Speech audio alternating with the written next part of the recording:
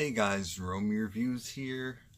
So this Romie Reports is, you know, it's a little somber for like 2.5 seconds because, as you may or may not know, the Queen of Soul, the true Queen of Soul, true Queen of R&B, Soul, Aretha Franklin passed away officially today at her home in Detroit.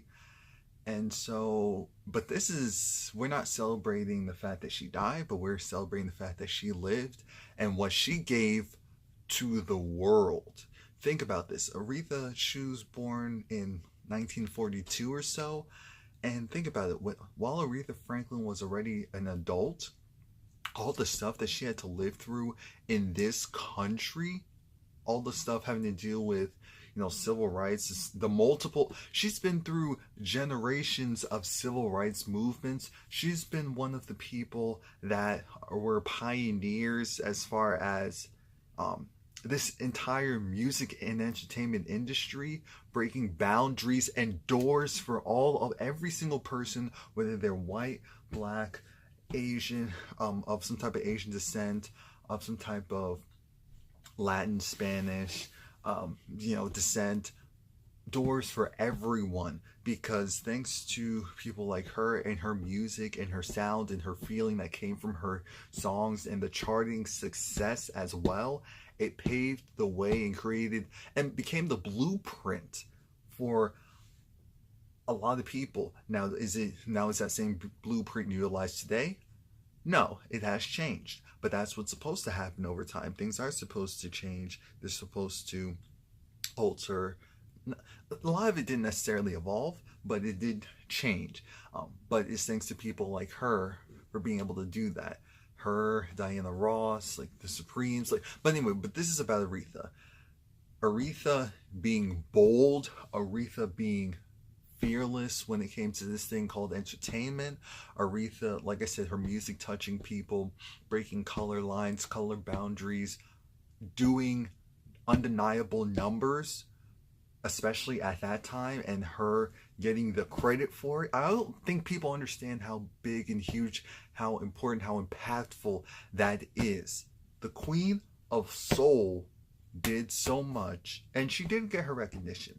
She did get her overall recognition. Of course, whenever there's an industry, there's other people, there's a level of discrediting that happens. But Aretha Franklin did that over and over again. Aretha Franklin, she not only did she empower everyone, she empowered women like no other. Empowered women like no other, demanded respect, demanded that she be called the queen. She was given that title, but then she really went and ran with it, and people supported that because she conducted herself as such. She wasn't out here slipping. She wasn't out here acting like a plum fool. She was doing what she needed to do. She got on that stage, she made that money, and then she went home. It's a little fun fact though that her and flying did not go hand in hand. So there's a lot of overseas money that she never really got because she couldn't go over to certain places, and everyone wanted her. She was always in demand. I mean, if you just see performance after performance after performance, regardless of how much weight she had on her, whether it was a lot, a little, that voice was still there. And the feeling, which is more so important than anything else, was still there. She actually played instruments, so she was a true musician. She wasn't just legendary, phenomenal singer. She was also a musician. So that extra level of respect, having a hand in the creation of all her music, and that's why it always felt like her. It never felt like she was singing someone else's song, which again was huge, because a lot of our favorite people, even at that time, other people were just writing and saying, copy paste, here you go, take this, do this. Aretha was like, okay, that's cute for some of the other people, for some of the other girls, but not her. Not her. And it was interesting because yesterday I couldn't get her music out of my head, especially when they said, okay, she's doing better, she's comfortable.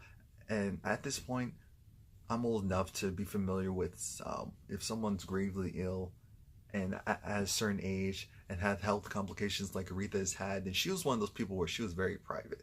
Very, very, very private. The information that we know about her, a lot of it she didn't want out there. But And so I knew that it was only a matter of time, that sometime this week. I just felt it. I just felt it. So when it said that she died, it didn't catch me off guard because I just had this feeling like, all right, Aretha's been here. She's done everything she possibly can, and now she's going off to be with Lord, to be with Nippy, aka Whitney Houston. Oh my God! So now, heaven has Aretha Franklin, Prince, Whitney Houston, Michael Jackson, George Michael, David Bowie. The list is too much. It's too. It's too much. I, I, I'm just. I'm. So that's it. That's it. I just wanted to go. Obviously, rest in peace, rest in power to the Queen of Soul. You know, take a little cat nap, and then go and rejoice, celebrate, because that heavenly choir is gonna be legendary. It was already legendary, but oh my gosh, oh, and you know they're all gonna be restored to their glory. Ooh, oh, okay, okay, all right.